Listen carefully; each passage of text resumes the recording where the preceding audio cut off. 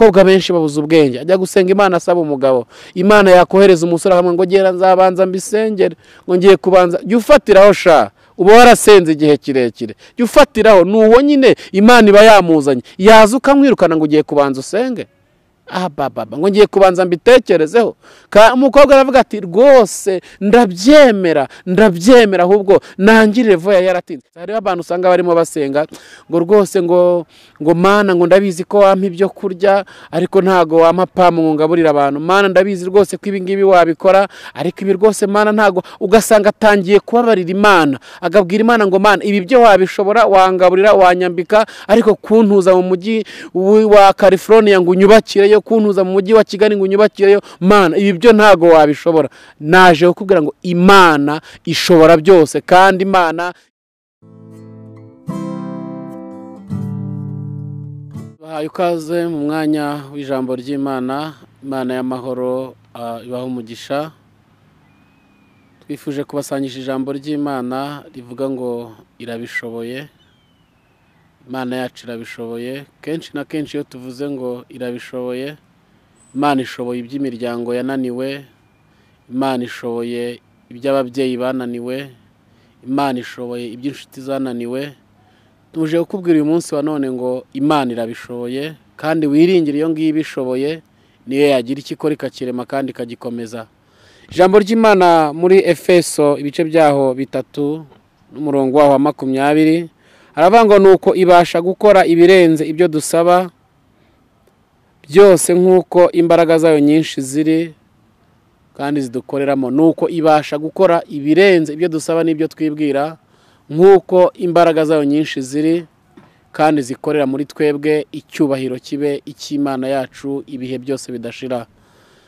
Imana yacu ihabwa icyubahiro. Aya ni amagambo Pawulo yavuze yandikira itorero ry'Abefeso, arababwira ngo Imana ibasha gukora ibirenze ibyo dusaba ndetse n'ibyo twibwira nk'uko imbaraga zayo nyinshi ziri zikorera muri twebwe.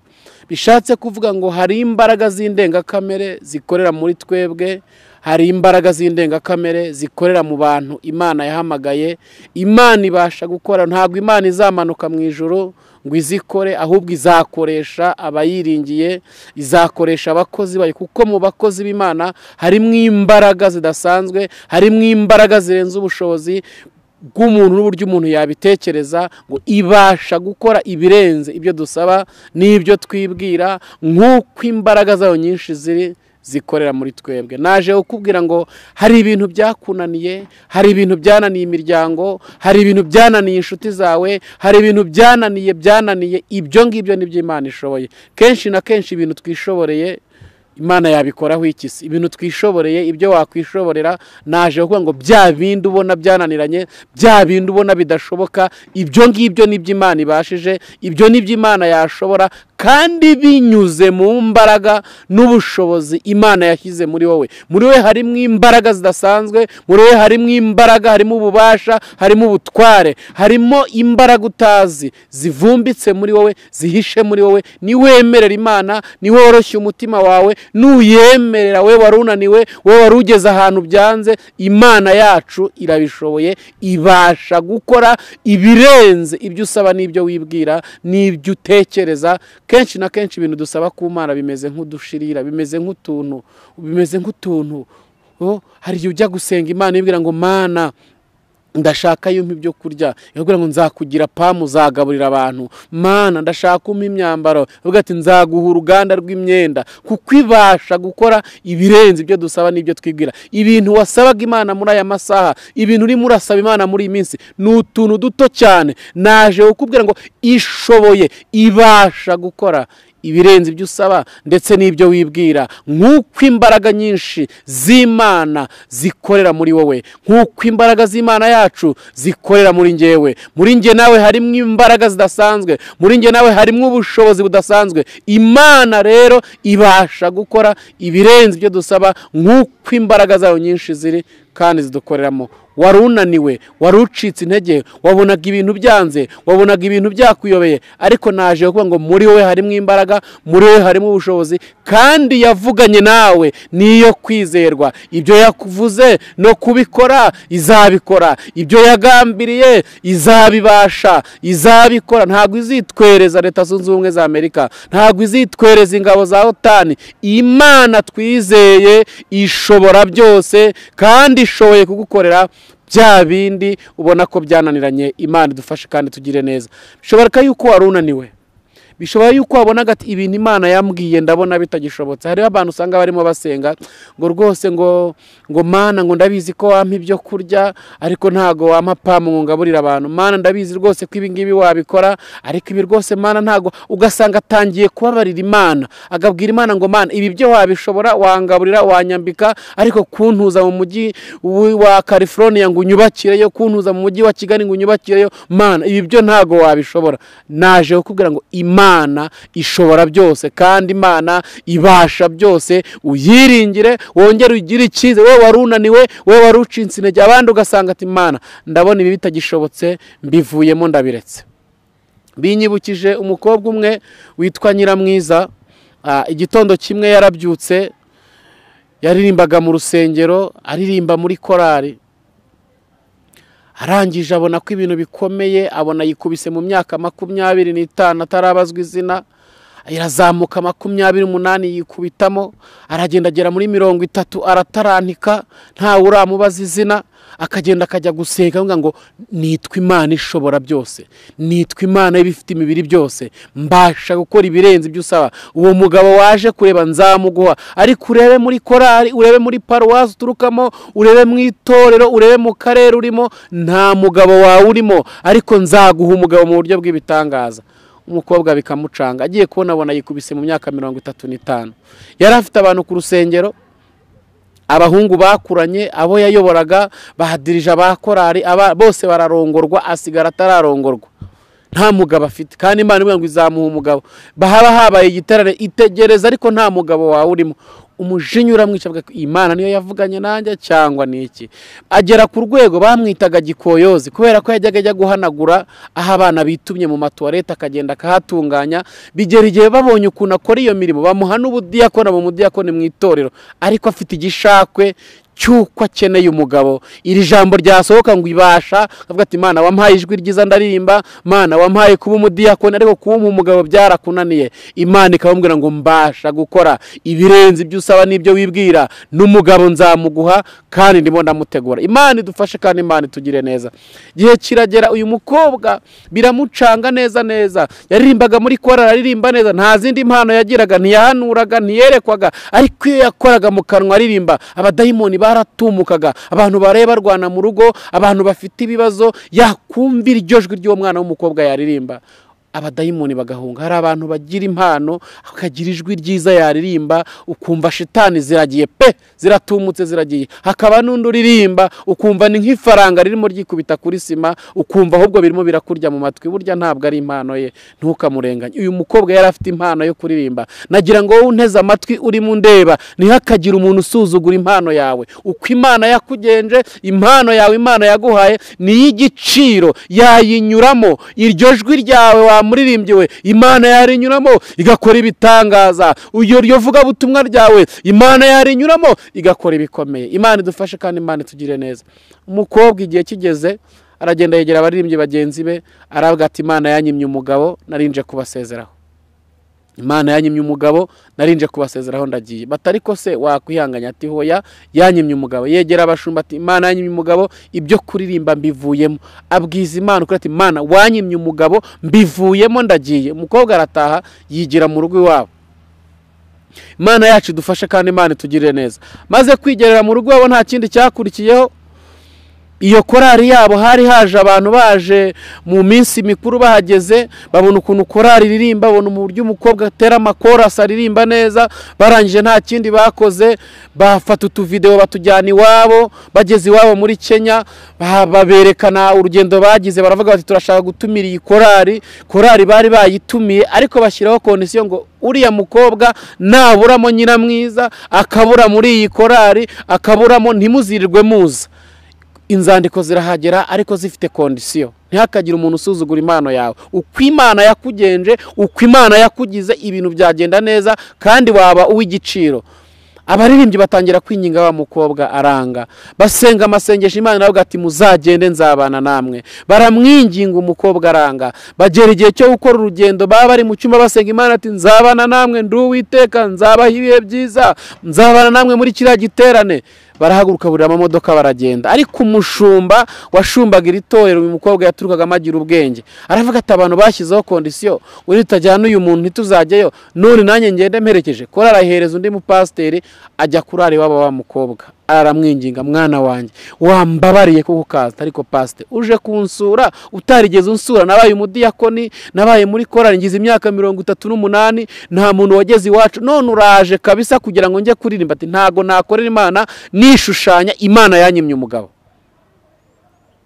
Kobwa pasiteri aramwinginga, yemera kurara kumbagurika iwabo. Bukeye mu gitondo umukobwa aramureba ati pasiteri, ukuntu waraye iwacu, ukuntu waraye ukumbagurika, ndeme kwishushanya, reka tujyane, tugende tujye mu giterane, ngende njye kuririmba kugira ngo nkunezeze. Pasiteri aranezerwa, bafata urugendo, burira imodoka. Korali yari yagezeyo, bageze muri Kampala, bwira umukobwa ati ngwino ugurire imyenda. Ati pasiteri nta myenda nshaka, imyenda utanguriye ndi umudiyakoni, ntuyingure ndirimbira Imana, uyu munsi ngiye kwishushanya, nta myenda nshaka, tugende nakwemereye, byihorere rwose. Ya korali yagezeyo kuwa gatanu mu giterane, babajije wa mukobwa baramubura, bati ngabo ari abanyamasengesho bavuye i Rwanda, ngabo baje, ntago uyu munsi ya korali iraza, kuko nta bundi buryo babima indirimbo kubera ko wa mukobwa ataragera. Kuwa gatandatu mu giterane nabwo igiterane kirashyuha, barangije bati rwose mutwemerere turibe. Baza bahinduye uniform. Umuntu wari uyoboye ati roya rwose ya korali ntago iraza, ahubwo dufite abanyamasengesho no baje gusengera, babita abanyamasengesho kandi ari korali. Ntihakagire umuntu usuzugura impano yawe. Hari ahantu ushobora kubura ibintu byose bigahagarara, hari ahantu ushobora guhura indege mu kirere zigahagarara. Umukobwa kubura kwe bituma korali itaririmba no kuwa gatanu no kuwa gatandatu. Abaririmbyi buzura abadayimoni. Reba korali ya repesa, abaririmbyi barabyumva cyane, ukarepeta ugatanga amatike, ukagera muri cyo ukamara iminsi 2 na uniform ze bavangura umunyamasengesho, ntago uri umuririmbyi, kubera umuntu umwe wabuze gusa muri kino giterane. Imana idufashe kandi Imana tugire neza. Bigeze kuwa gatandatu nimugoroba, pasiteri yarahasesekaye na nyiramwiza wacu, nawe arahagera, baramureba, baririmbye batangira umujinya, ariko baravuga ati basi ejo ku cyumweru ku munsi wanyu musigaye wenda tuzaririmba. Imana itangira gusohoza ibyo yavuze. Pastor babonye aje bo muri Kenya, baragenda bagura abaririmbyi uniforme nshyashya, bati rwose tubabarire, twabise abanyamasengesho, nta bundi buryo abantu bari budutera amabuye, kubera yuko byari ngombwa yuko uyu mukobwa agomba kuhaboneka ku mateleviziyo, ku matangazo twatanze. Niwe wagaragaraga. Impamvu mwabonye abantu benshi baje ni ukubera uyu mukobwa. Niyo mpamvu twagenda tubabwira ngo ari mu nzira, natwe twabivuga tazi ukuntu biri bugende, twumva tubyizeye gusa. Imana idufashe kandi Imana tugire neza. Babemerera kurimba ku cyumweru, bahagarika korali zose ku cyumweru. Rero baravuga bati tugomba kugira gute kujya mu giterane. Baragenda bageze mu giterane, baravuga bati nta yindi korali iri buze kuza kuririmba, izindi zose zarangije. Ya korali yavuye i Rwanda uyu munsi niyo igiye kuririmba, iraza kuturirimbira, turayiha umwanya uhagije. Bantu bavuza induru muri stade, bati rwose Imana ishimwe, twari tubategereje, na wa mukobwa wacu twamubonye aje. Abantu baranezerwa cyane kubera umuntu umwe. Uri umunezero w'abantu benshi, uri umunezero. Hari aho uri bagupinga, ariko nagira ngo ngo uri umunezero w'abantu benshi. Imana idufashe kandi Imana tugire neza. Umukobwa yitegereje giterane, yitegereje abantu bari aho, arebye abazungu bari mu giterane, arebye abirabura, umutima uramurya, asenga Imana ngo Mana ndakwinginze, ntago nakwishushanya ngo mbishobore, mbarara basi uyu munsi wemere ngukorere. Nubwo wanyimye umugabo, ariko uyu munsi ndakwinginze unyemerere ngukorere. Imana yacu ni inyambabazi, yumva gusenga kwe, bamuhereza mikrofone. Imana yo kabyara yo gaheka. Hari igihe umuntu akananirirwa ahantu yaragiye gutabarirwa. Muri icyo giterane harimo igisubizo cy'uyu mukobwa. Harimo umusore nawe igitondo kimwe yarabyutse, wari umunyakenya. Imana iramubwira ati haguruka uve muri Leta Zunze Ubumwe za Amerika, ugenda ujya iwanyu muri Kenya, dore hari igiterane naguteguriyemo umugeni. umusore abwira bagenzi be bari kumwe muri Kenya aravuga ati Imana rero inyemereye kujya iwacu mu giterane kandi nzahurayo n'umugeni. Ati si uwo mugeni, ati kandi Imana yambwiye ngo ni umurisansiye, afite lisansi mu muziki, afite lisansi mu mibanire n'abantu, ayambwiye ngo kandi ngo uwo mukobwa afite na doctora mu bijyanye no gukiza indwara. Urumva ko Imana yansakiye umukobwa usobanutse. Kandi si uwo mukobwa yari afite ayahe mashuri. Yo kajya Imana yacu zikurambagiza. Imana idufashe kandi Imana yacu itugirire neza. Nta kindi cyawe umuhungu aravuga ati rwose muze tugende. Batari ko se Shamyaka uwo mukobwa uramuzi mwarabonanye? Ati Luka 1:5 hahirwa umuntu wizera ko ibyo yabwiwe n'umwami Imana bizasohora. Bati none se waramubonye? Atari ko se icyo munshakaho niki? Luka 1:3 kuko ari nta jambo Imana ivuga ngo rihere. None se uzi uko yitwa? Asate duha amafoto. Atari ko se yo 3:3 havuga iki? Imana ivuga rimwe ndetse kabiri mwerekwa rya nijoro abantu basinziriye ku mariri yabo. Ngi Imana yavuganye nanjye munshaka iki? Mwaje tukagenda. Batari ko se tubwiza ukuri tugiye mu bukwe, nta miryango yawe ntibizi, miryango y'umukobwa ntibizi, uwo muntu uzi ko wazakwemera. Aravuga ati byahishure Yohana 21 ku murongo wa 5 aravuga ngo iyicaye kuri ya ntebe iravuga iti dore byose ndabihindura bishya ngo andika aya magambo n'ay'ukuri nayo kwizerwa. Ati sikega we amafaranga nayanjye muze twurira indege tugende nzabategera buri kimwe cyose, ariko ngiye kureba fiance wanjye Imana yanteguriye. Cyambere cyo ni dogiteri, ni umuhanga mu bintu by'indwara aravura kandi mu mibanire n'abantu afite lisanse. Ubwo urumva rero ni umusosiyale azabasha guhuza ya miryango yanjye. Mumbabare muze tujyane. Turi ku ijambo rivuga ngo irabishoboye. Nubwo ubona ibintu biba byananiranye ariko ibasha gukora ibirenze ibyo dusaba n'ibyo twibwira, nk'uko imbaraga zayo nyinshi ziri kandi zikorera muri twebwe. Barura indege nabo rero bari muri iyo giterane bicaye aho ngaho kuri uwo munsi wo ku cyumweru, nabo bari bahageze. Umukobwa afata mikrofone ngo ajye kuririmba. Mwibuka umusore yamubwiye ko ari umurisansi, yari umuhanga, atangiye kuririmba ururimi rurahinduka, atangira kuririmba mu Giswahili nyiramwiza wawe ntaho yakize, ururimi rurahinduka. Aririmba mu Kigikuyu ntaho yakize, ururimi rurahinduka. Tangira kuririmba mu Cyongereza, akajya barya urwara wa musore ati mwamubonye narabwiye ko yize, aravuga Igiswahili, aravuga Ikigikuyu kiwacu, arimo araririmba Icyongereza, umva kubise no mu Gifaransa. Sinababwiye ko ari umurisansi, ni umuhanga, yarize, ni uri Imana yambwiye. Batari ko se uriya mukobwa muraziranye? Umukobwa araririmba, abantu batangira kwikura muri bya bihugu by'amahanga. Rero kenshi iyo bafashijwe yaba ijambo ry'Imana cyangwa umuririmbyi, bazana amasheke bakajya bamuha amasheke, abandi bakamuha amatelefoni, agahita bifata agahita biha abandi baririmbyi ati nge naje kuririmba ariko ntago Imana ibi bintu nge nshaka ibintu nshaka umugabo, agahita bibahereza. Ohereje sheke, ohereje telefoni, ati ni mu byitwarire. Umuhungu ati mwabibonye ko ari social, ibintu bari kumuha ari kubyihera abandi. Imana ikintu yambwiye ni umusociable kabisa, azashobora kubanisha ya miryango yanjye. Umukobwa araririmba ibintu birahinduka. Igiterane cyari kimaze iminsi 3 nta n'igicurane kirakira, abantu batangira gutimbago, abantu batangira gukira indwara, ibintu bihindura amateka, birahinduka muri stade. Bati mwabibonye dore n'inyonjo zirimo ziramava ku bantu. Ati wa mugore wanjye ni umudogiteri, ni umuhanga, indwara zananiranye. Umuhungu arafatwa neza neza neza. Imana idufashe kandi Imana itugire neza. Terane cyatinze kirarangira, baratabigira muri hoteli. Umuhungu nawe arangije, ari umuntu ukora muri Banque Mondiale, aragenda ashaka abayobozi bakomeye muri Kenya na bene wabo, baravuga ati nakunze uriya mukobwa, ni Imana yambwiye, nimuze tujyane njye kumureba. Ubwo bageze muri korali bagombaga muri hoteli bagombaga kuraramo, pastor nyine bicaye n'abaririmbye ngo bakire. Nyiramwiza yigira mu cyumba kuryama, bamubwira kuza kurya ati hoya, Imana yanyimye umugabo nishushanyije, byarangiye angiriye imbabazi, ariko Imana yanyimye umugabo. Aragenda ariryamira. Wa musore baramuzana imbere y'aba pastor na korali, bati rwose, arababwira ati rwose uriya mukobwa naramubonye, Imana yaramunyeretse, impagurutse iriya kugira ngo nze bane nawe, none nabingiga munyemerere mumubwire ntanyange, ati dore rwose nkora muri Banque Mondiale, ndi umuhanga, mfite doctora yanjye narize, rwose munyemerere ntimumubuze, rwose ni Imana yambwiye.